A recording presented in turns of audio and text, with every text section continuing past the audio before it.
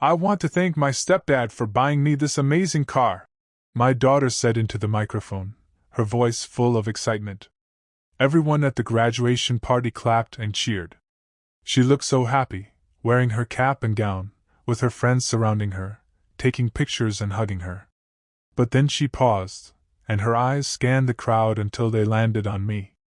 A small smirk played on her lips as she added, "My real dad never did anything for me anyway." I felt my heart drop. The words cut deeper than any knife ever could.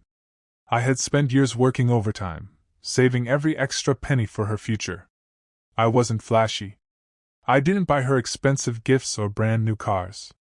But I always paid for her school trips, her violin lessons, her braces, her books, everything she ever needed. Yet in that moment, none of it mattered. People turned to look at me with pity or awkward smiles. I forced myself to clap, too. I didn't want to ruin her day. I didn't want to cause a scene. So I smiled, stood up quietly, and left the party without saying another word.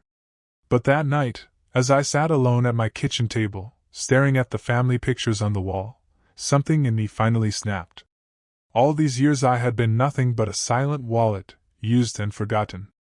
The next morning, her college fund was gone, emptied without warning. By noon, the car that her stepdad bought her was being towed away by the bank. My ex-wife has been calling nonstop ever since, but I haven't answered. They wanted to treat me like I was nothing. Now, they're about to find out exactly who I am. I sat on the edge of my bed, staring at my phone as it buzzed again and again. My ex-wife's name flashed on the screen, but I let it ring out each time. I could almost hear her voice in my head, yelling, accusing, demanding answers. But for once, I didn't feel guilty. I felt empty. And a little bit free. Memories from years ago started flooding back. I remembered holding my daughter for the first time at the hospital. She was so small, her tiny fingers curling around mine. I promised her then that I'd protect her, give her everything I could. Even after my marriage fell apart, I tried my best to stay close. But my ex-wife never made it easy. She told her stories, twisted the truth, and turned my daughter against me piece by piece. I remembered the first time my daughter called her stepdad, Dad, in front of me. She was only 9. She looked at me with confusion when I got quiet, then ran off to play. My ex-wife had just smirked from across the table, sipping her coffee like it was the most normal thing in the world. After that, it was always him who got the credit for everything. He bought her an iPad once, and suddenly he was the best dad ever. I paid for her summer camp for 3 years, but she never even thanked me. As I sat there in silence, I wondered if I was a terrible father. Maybe I hadn't done enough. Maybe I should have spent less time working and more time taking her out for ice cream or buying her silly gifts just to see her smile. But I also knew this was what her mother wanted, to erase me completely, to replace me with someone else who could give her daughter shiny presents and fake smiles. My phone buzzed again. This time it was my daughter calling. I stared at the screen, my heart heavy. Did she even understand why this happened? Did she care at all? I didn't answer her call. Instead, I put my phone down and walked to the kitchen. I poured myself a glass of water, but my hands were shaking so badly that I spilled half of it on the counter. I wiped it up slowly, taking deep breaths, trying to calm the storm swirling inside me. When I finally sat down again, my phone buzzed with a new message. It was from her. "Dad, why would you do this to me? I needed that money for college. I needed my car. How could you be so selfish?" I read her words over and over. Selfish. That's what she thought of me. After everything I did, after everything I sacrificed, this was what she saw. I didn't reply. I couldn't. My mind drifted back to all those nights I worked double shifts just to keep up with child support and tuition payments. I remembered skipping meals to pay for her violin classes when she wanted to compete nationally. My boss used to tell me, "Man, you're wasting your life on people who don't even see you." Back then, I used to laugh it off. Now, his words echoed in my head like a cruel prophecy. I wondered what her stepdad was thinking right now. Did he even care that his shiny gift wasn't paid off? Or was he just embarrassed in front of their friends and neighbors? He always wanted to look good, to be the hero. He never liked me. Once, when I picked my daughter up for a weekend visit, he told me straight to my face, "She doesn't need you anymore." I had just smiled and walked away, swallowing my anger like poison. My phone buzzed again, this time with a voicemail from my ex-wife. I hesitated, then played it on speaker. Her voice was trembling with rage. "How dare you ruin her life like this? You're a pathetic excuse for a father. She hates you now. She'll never forgive you." As her words filled the room, I felt something inside me turn cold. I realized then, they never wanted me in her life to begin with. I sat there in the dim kitchen, listening to her voicemail over and over, each word digging deeper into my chest. My ex-wife's voice was filled with so much hate that it almost didn't sound human. I wondered if she ever truly loved me, or if I was just someone she used to build the life she wanted. My daughter, my sweet little girl who once ran into my arms every time I visited, how did we get here? The house felt emptier than ever. I looked around at the photos on the walls: her kindergarten graduation, her 10th birthday party, her first violin recital. In every picture I was there, smiling behind her, holding her hand, clapping the loudest. Did she even remember those moments? Or were they replaced by the shiny new car her stepdad gave her? Outside, the wind howled against the windows. My chest felt tight as memories of my daughter's last words replayed in my mind. "My real dad never did anything for me." I could still hear the guests at the party laughing awkwardly, their eyes flicking towards me then quickly away. That humiliation burned hotter than anything I had ever felt. My phone buzzed again. This time, it was a message from an unknown number. I hesitated before opening it. It was a picture of my daughter, sitting on the curb, her head buried in her knees, the car gone from the driveway behind her. The message read, "You happy now?" My stomach twisted. Was I happy? I didn't know. All I felt was emptiness. Then my phone rang again, and it was her. For a moment, I almost answered. I wanted to hear her voice, to know if she was okay, to tell her that I loved her no matter what. But my thumb hovered over the green button and then moved away. I let it ring until it stopped, the silence that followed louder than any scream. As the night grew darker, I realized this wasn't just about the money or the car. This was about everything they had taken from me. And deep down, I knew this was far from over. The next morning, I woke up to the sound of loud knocking on my front door. My heart pounded in my chest as I pulled on a shirt and walked down the hallway. Through the peephole, I saw 2 police officers standing there, their faces serious. For a moment, I just stood frozen, wondering if I was still dreaming. But the knocking came again, louder this time. I opened the door slowly. "Mr. Harris?" one of them asked. I nodded, my throat suddenly dry.